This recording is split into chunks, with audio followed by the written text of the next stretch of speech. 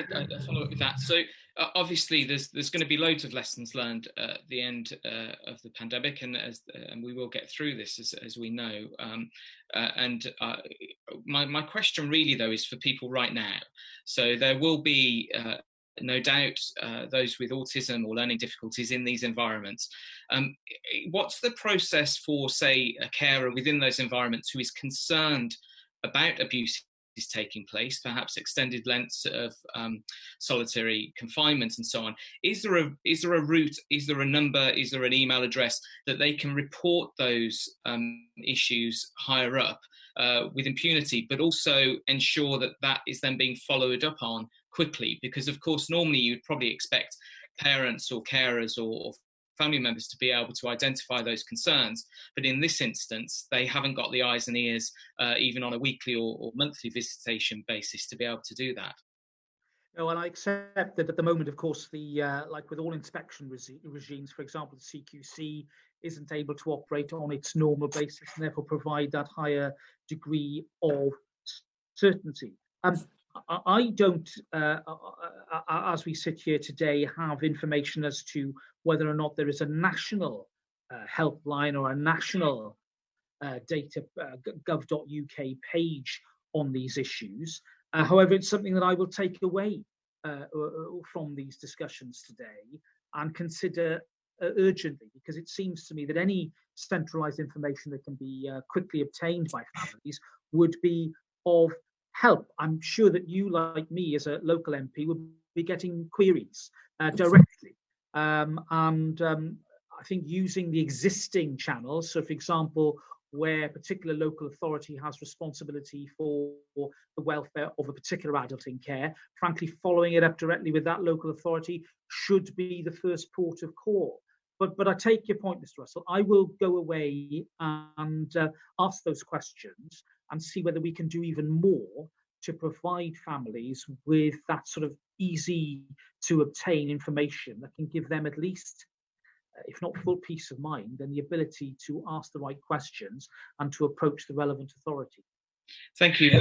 And I very much appreciate that, and I'm sure there'll be many across the country that appreciate your response as well. Just following up a slightly further level on that, which goes back to the conversations earlier around digital, and you noted that telephones are being made available in prisons to enable family members to speak. Just a thought on that, if it hasn't been considered before, would there be the opportunity to perhaps install cameras or facilities or iPads or phones even to enable greater communication between family members and those with learning difficulties or autism? Now, I appreciate it might not be appropriate in many cases, and it also may not be helpful in some cases, but I just wonder whether, especially for parents or family members to be able to see their loved ones and see them in situ in the situation they're in would probably give a great amount of relief, but also would additionally support those in care and in the mental health environment. Well, I think that's a really powerful point. I'm sure that in some cases it's probably already happening.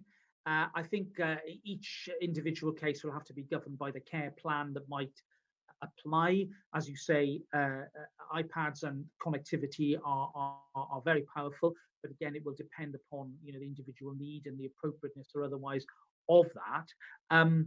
Again, I don't have a universal answer as to what the approach is. I'm sure that already it is happening on a localized basis. But again, it's something that I can ask questions about and return to you with further answers. Thank you. And my very final point on this is just around the present situation. So an individual with those, as you quite rightly say, not necessarily mental health issues, but learning difficulties and autism and related, who may be taken in by the police today. What's the process at the moment? Is there a chance that they could be put into those settings now, or are the rules and the regulations and processes around that different, with the knowledge that the pandemic is causing more isolation and requiring people to not be able to visit.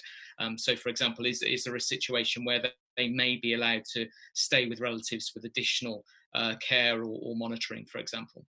Well, of course, it will depend upon the severity of the allegation and individual case, but I would expect the police, who many of whom will have had training in awareness of autism and other learning difficulties, to use their discretion carefully. So, for example, in the case, so let's say the allegation is a serious one, it may well be that in order to investigate it properly, that individual could be released under investigation to a suitable place of safety or an accommodation, which would then allow the police to carry on with the investigation and return to it in a sensible way. If, however, the allegation is very, very serious, then a remand into custody would follow. I would expect the investigating authorities and the police to make sure an appropriate adult was brought in at all times, so that the welfare of the individual was maintained, particularly in interview and other important stages. And then for what we should regard as, should we say, the more minor issues, which can often relate to, let's say, a misunderstanding or a literal interpretation by an autistic person of the rules or regulations, I would hope that the police would treat that with empathy and with understanding. And whilst we can't rule out misunderstandings from happening and cases where individuals with autism and learning disabilities are not understood, that in the main we can avoid the sort of unfortunate consequences that none of us would want to see, namely the needless incarceration of somebody who has a disability and who just hasn't been understood by the authorities. Thank you very much. I appreciate your answers. Thank you.